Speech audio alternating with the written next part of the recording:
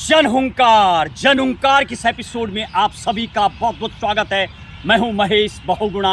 आप देख रहे जनहुंकार एपिसोड। आज के जनहुंकार एपिसोड में सुप्रीम कोर्ट की लैंडमार्क जजमेंट, एक अहम फैसला, कानून के रखवाले, न्याय दिलाने वाले, कानून के जानकार और इस व्यवसाय में लगे एडवोकेट पहुंचे सुप्रीम कोर्ट और फीस को लेकर के लगातार जो बार काउंसिल के द्वारा, हर स्टेट के द्वारा लगातार जो दिखाया जा रहा है, और सुप्रीम कोर्ट जुलाई में, अक्टूबर में, नवंबर में और फिर दिसंबर में इस टाइप की केसों की सुनवाई करते हुए लगातार इस पर जजमेंट आई है। और एक अहम जजमेंट जो 2 दिन पूर्व सुप्रीम कोर्ट ने दी है, उसको लेकर करेंगे बातें।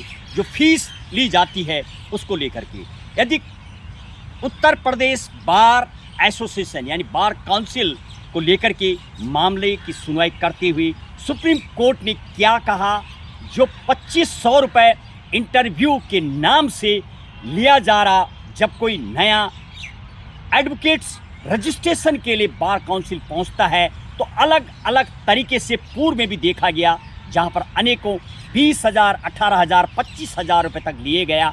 और उसके बाद सुप्रीम कोर्ट ने संज्ञान देते हुए जुलाई के केस में सख्त हिदायत दी थी और साथ ही साथ Gaurav Kumar versus Union of India 2024 case में फिक्स किया था मैक्सिमम फ़ी। वो क्या है उसका भी आपको बताएंगे डाटा। और कल सुप्रीम कोर्ट ने bar council of Uttar Pradesh को बिल्कुल सख्त हिदायत यानी डांटते हुए क्या कहा वो भी आपको बताएंगे। सख्त चेतावनी गौरव कुमार के केस का हनन का भी हवाला दिया और आर्टिकल 14, आर्टिकल 19(1)(g) का भी हनन बताया कोर्ट ने। और विस्तृत में आपको बताएंगे। यदि इस केस की बात की जाए, प्रियदर्शनी साहा वर्सेस पिंकी रंजन बनर्जी ने केस को फाइल किया था। उत्तर प्रदेश बार काउंसिल ने जब इंटरव्यू के नाम पर 2500 रुपये लिए तो मामला पहुंचा कोर्ट, जबकि कोर्ट ने फिर दोबारा डायरेक्शन दी है। गौरव कुमार में जो फिक्स की गई है 750 रुपीज़ जनरल एडवोकेट्स के लिए रखा जाता है और 125 रुपये SC/ST का मात्र फीस फिक्स किया गया था 2024 में, जो full final judgment Supreme Court ने दिया था। और उसका भी उल्लंघन होता हुआ अलग अलग बार काउंसिल के द्वारा स्टेटों में अलग अलग चार्ज वसूलने का मानो कोशिश की जाती है। अंदाज़ा लगाइए, एडवोकेट जिस प्रोफेशन में आते हैं पूरे कोर्स करके, कब कोई अलग अलग यूनिवर्सिटियों से, गवर्नमेंट से, बिल्कुल नॉर्मल बैकग्राउंड भी होता है कईयों का, और यदि कंसोलिडेटेड बैकग्राउंड है भी तो क्या इस तरीके से चार्ज लिया जाता है? फिक्स की गई है लिमिट बिल्कुल based on the selection 24 of the advocate, यानी कोर्ट की धाराओं की यदि बात करूं तो जो लिमिट है वो सिलेक्शन 24 ऑफ द एडवोकेट 1961 में पूरा प्रावधान है फीस को लेकर के।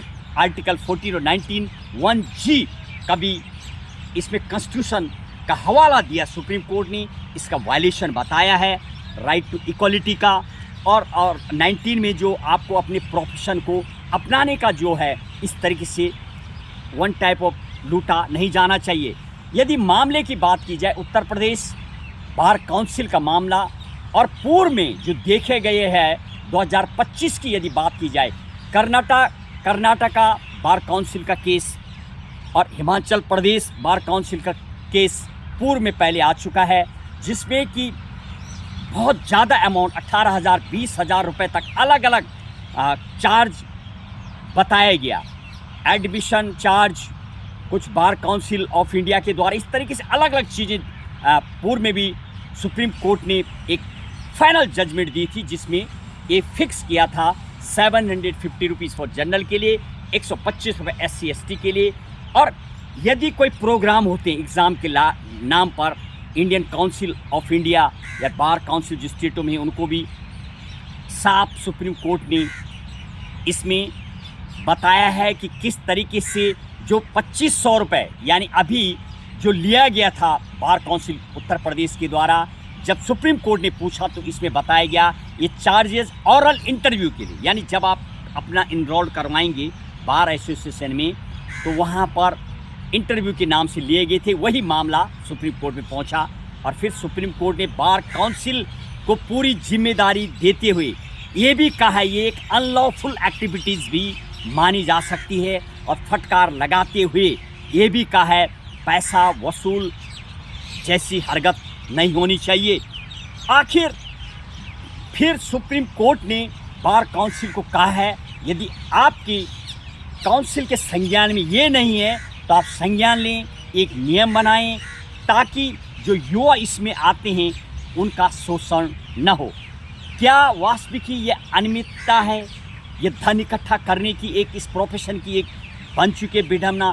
लगभग लगातार 2025 में 5 से ज़्यादा बार ऐसे मामले बार काउंसिल के सुप्रीम कोर्ट के सामने आए और सुप्रीम कोर्ट को बार बार 2024 की Gaurav Kumar versus of Union of India की केस का रेफरेंस देना पड़ता है जिसमें मैक्सिमम फीस फिक्स की गई है।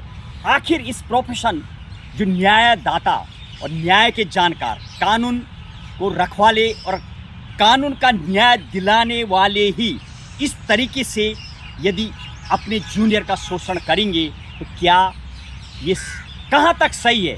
आखिर कानून का लचीलापन है या लोगों की मानसिकता में कमी है या प्रोफेशन ऐसा हो चुका है कि जिसमें ऐसा कभी सर्टिफिकेट के नाम पर, कभी लीगल प्रैक्टिस के नाम पर, कभी जो सर्टिफिकेट इशू किया जाता है प्रैक्टिस का 3 साल का उसके नाम पर अलग अलग तरीके से पैसा वसूलने के मामले सुप्रीम कोर्ट में आए हैं। उनके मद्देनज़र रखते हुए फिर सुप्रीम कोर्ट ने गाइडलाइन जारी की और डायरेक्शन दिए है। पुराने अनेक कर्नाटका का जो काउंसिल का केस पूर्व में आया था, स्टेट जो पूर्व में आया था के.एल. झा किरण का जो मामला आया था बाबू का versus Karnataka state bar council का, उसका भी हवाला देते सुप्रीम कोर्ट ने तमाम फिर हिदायत दी है बार काउंसिल को, सभी स्टेटों को कि वो क्लब करें, एक फिक्स अमाउंट जो रखा गया उतना ही लें। बस आज के एपिसोड में इतना ही, इंतज़ार कीजिए अगले एपिसोड का। और आज हर्ष यादव मेरे सहयोगी टीम के साथ महेश बोगड़ा जनहुंकार एपिसोड देखें। कानून और संविधान की जानकारी के लिए हमारा जनहुंकार एपिसोड। जय हिंद, जय भारत।